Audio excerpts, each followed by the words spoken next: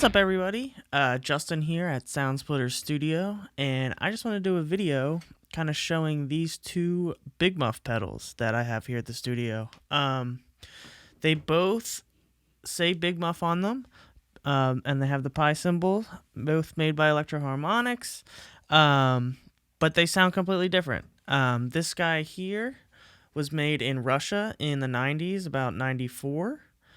This is like a tall font, 94 green Russian Big Muff. It says Electro-Harmonix / Sovtek here at the bottom, and was made in a factory over there in the 90s, right after Electro-Harmonix kind of like was on a hiatus. And there's a bunch of YouTube videos about the history of everything, and check out JHS, their YouTube channel. He does awesome, full-blown history reviews of pedals, and gives you the whole history of the pedal and all the changes and everything. So definitely check that out if you want more of a history lesson.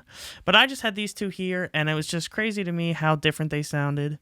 And it's one of those things where I feel like this Big Muff you see kind of all over the place. You can pick one up in Guitar Center, Sam Ash, or whatever for like $80. You can get them used online for even cheaper.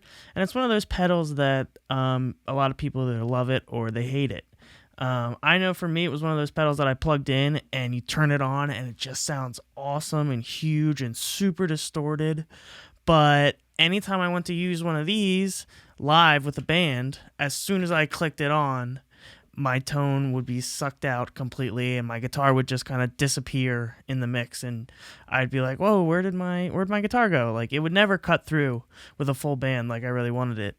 So recently, my friend Tall, shout out Tall, dropped this green Russian Big Muff over. He dropped it off, and I soldered up the battery jack was broken. Put a new battery in there, soldered that up, and it worked. And this thing sounded incredible. It just ripped. It was so loud, so much bass, and it was like, whoa. Now I kind of understand like why something like this can go for $400, $500, even $600. I saw one on Reverb for like $600. It was in way better condition than this, but still. So this one's $80. This can be $400 to $600. What's the big deal? What's the difference? And there's videos online that kind of talk about the exact difference of the specs and everything, but I'm not going to bore you with all the nerdy details or whatever. I just wanted to hear what they sounded like. So I'm going to do a couple different demos here, just, playing them back and forth, turning them on and off, and showing you kind of how they sound side by side. The video I did today, I'm playing in drop C, so it's not going to be like a bunch of classic rock, butt rock riffs. I mean, they're kind of, cheesy riffs, but it's not going to be a bunch of like classic rock E, A, D, G, chords or whatever. I'm playing in drop C because it sounds cool and heavy, and that's what my guitar was tuned to. So I'm going to play some faster punk stuff. I'm going to play some grungy stuff. I'm going to play maybe some heavy, kind of like more metal, doom, sludgy stuff. And then I will play like a little blues rocky, kind of sounding thing as well. I'll show you what they sound like with all the knobs turned up all the way, because that's kind of how I feel like this green one sounds the best. And then just show you, how they sound side by side, all knobs up all the way. And then I'll do another example where I'll put all the knobs at 5, and just see how they sound side by side. And then I'm just going to dial in each pedal to kind of how I think each one sounds the best. And then I'll play a few different riffs with those settings on it, like I said before. So anyway, sit back, relax. Before I do anything, I'll just show you what each pedal sounds like as I turn the tone knob from left to right. So both of these pedals, the tone knob sounds completely different. It's just whatever frequencies they're working with are definitely not the same. And, like I said, this one over here gets way more bassier than this one does. And when you turn the tone knob up all the way on this one, it gets really brittle and really, thin sounding and kind of harsh. And yeah, I don't know. In my opinion, I just think it sounds the best when you crank the volume up all the way, crank the sustain up, and just really let this thing rip. In my opinion, I kind of definitely like the green one better in the room. It sounded awesome. It sounded huge. And as soon as I turned on this one, it was not as loud. Like the green one's definitely louder. And the silver one just doesn't have as, not enough output. It definitely can work if you maybe were to put a boost pedal after, or an EQ pedal. A lot of people do that. Even like a tube screamer works good in conjunction with this. But in the room, I definitely like the green one the best sounding. But I will say it was pretty interesting. I mic'd up the cab and recorded all of this, and there's some instances where this silver one sounds better recorded because the green one has way too much bass. I mean, obviously, if this was in like a actual recording scenario, I would probably EQ this, I would EQ these two pedals completely differently, or maybe even use different mics on the cabs based on what I was trying to achieve. But like the way I mic'd up the cab today with a Sennheiser 421 and a RM6 bidirectional ribbon mic, I put both those mics on the cab because they complement each other really well. One is really bassy, one is more like, mid-range focused and aggressive. And yeah, I probably didn't need the ribbon mic when using this pedal because there was just so much low end, or I would have, probably brought that down or sucked out some low end. Whereas the ribbon mic really helped complement this one in the recording. And, this one in the recording, it sounds pretty good for a lot of things. But like I said, in the room, it was a lot quieter. All the mids get kind of scooped out, and it's really hard to hear. So it's just something to keep in mind. So anyway, check out what this sounds like as I sweep the toe knob. I'm going to sweep it left to right, bassy to treble, and back and forth. And then I'll also switch to the sustain, and you'll see how both of these kind of react a little differently. Here we go. Check it out.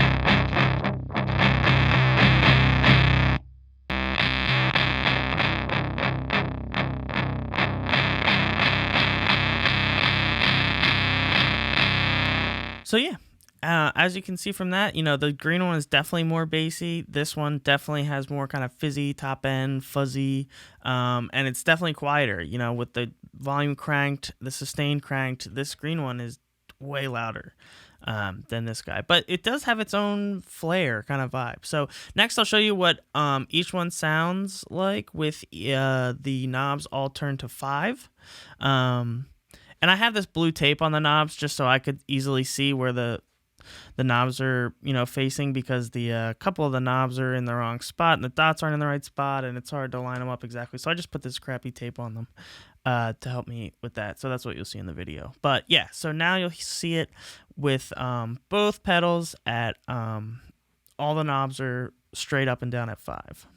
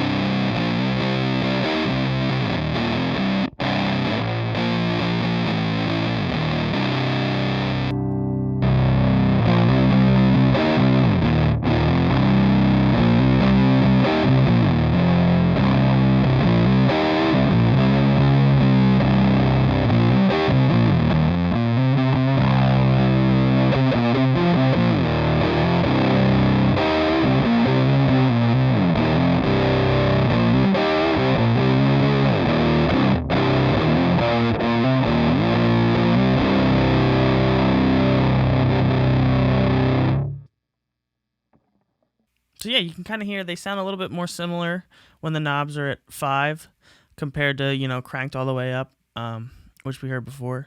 So now I'll kind of just dial in the settings for each one that I kind of thought was the best. to complement each one, and then I'll play a few riffs. So the first riff I'm going to play is kind of like a 90s kind of grunge type riff. Think like Smashing Pumpkins or, stuff like that. Kind of just thick, heavy kind of fuzz.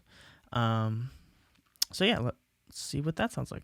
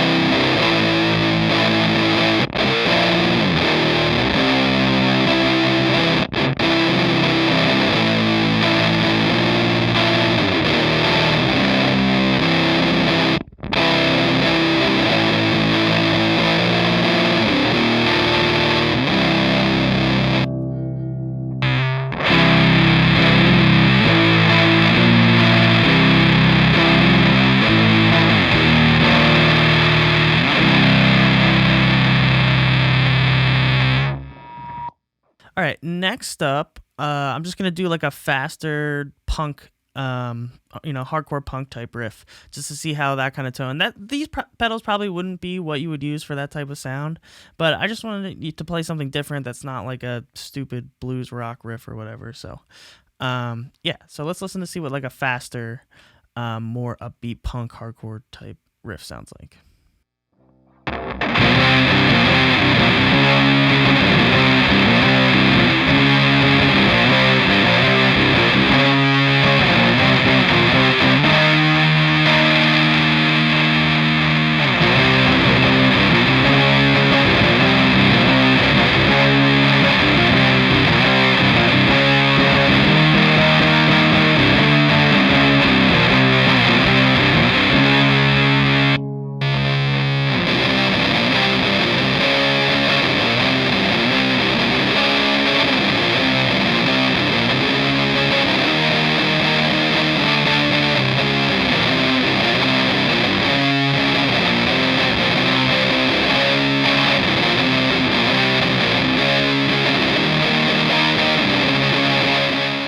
All right, sounds pretty cool. So now I'm gonna do. I feel like I had to do this, like a heavy doom stoner metal type sludgy riff. We're in drop C, so why not? So same thing. I just kind of dialed these into how I thought they sounded the best, and I just go back and forth. So here is a heavy sludgy type riff.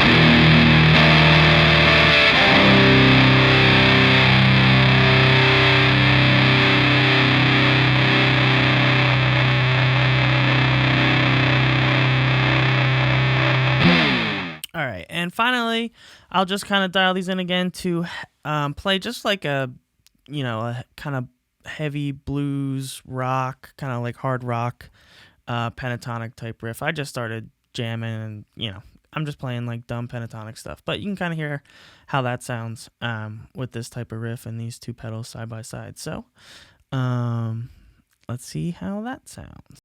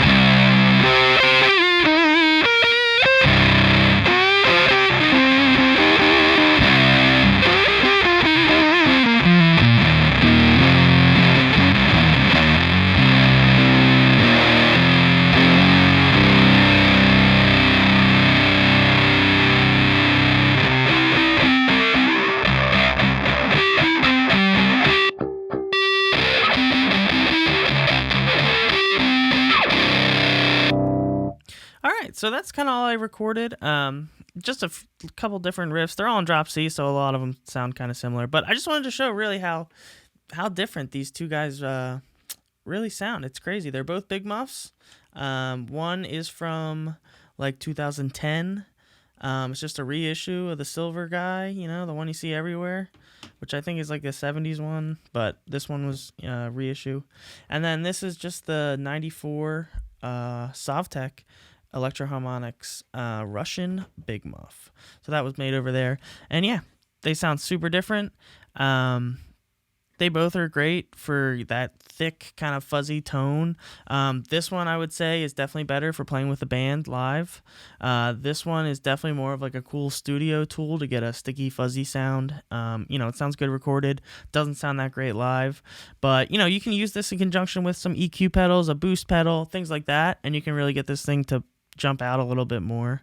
But it's definitely not a great play with a band live pedal. So I just thought it was interesting that this guy, you know, had a lot more bass and it was definitely louder. So when you kick it on, your tone doesn't really get sucked away. It kind of just gets beefier and thick and fuzz, and it's, you know, everything I wanted a fuzz pedal to do. So I just thought this would be an interesting video so people can just compare these two, because it's like you see this one online, you're like, why is this $600 and this is only $80? It's like, I've heard about this, you know, pedal from the 70s and 60s, and you hear Big Muff all the time, but you try one out and then you're like, this thing isn't as cool as I thought it was. But there's definitely a time and place for each one, and they're all different. So before you spend a bunch of money on, you know, an old vintage one, they make reissues of these now too. You know, Electro-Harmonix makes a green Russian reissue. They make a op amp reissue, and those are awesome. I would definitely recommend getting either of those instead of getting one of these. For, you know, a few bucks more, you can get one of those, and they, you know, sound a lot more like the ones that people really liked back in the day. So anyway, thanks for watching, and hopefully we'll get some more videos, maybe another video coming soon just about recording guitars and miking up a cab and everything. So stay tuned, and thanks for watching.